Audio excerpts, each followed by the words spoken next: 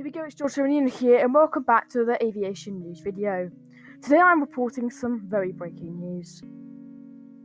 Today, the 23rd of September 2020, the final ever A380 fuselage has completed its initial construction, meaning they have assembled the fuselage, the last Airbus A380 aircraft to be delivered. The A380 is an aircraft most people can recognise, whether they be an aviation enthusiast or not. The iconic double-decker jumbo jet first flew 15 years ago, which is not long at all for an aviation to live on for. Airbus construct their A380 fuselages in Toulouse.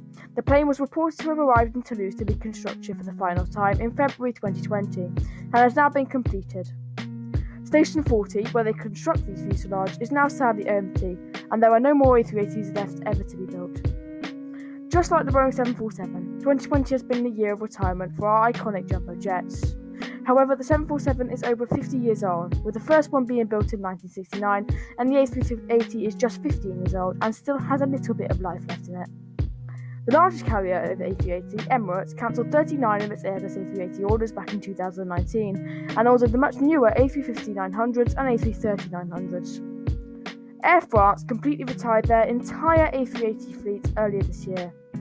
It is very sad to see this aircraft go. As much as our iconic airliners are leaving our skies, we can only look forward to an upcoming generation of aircraft.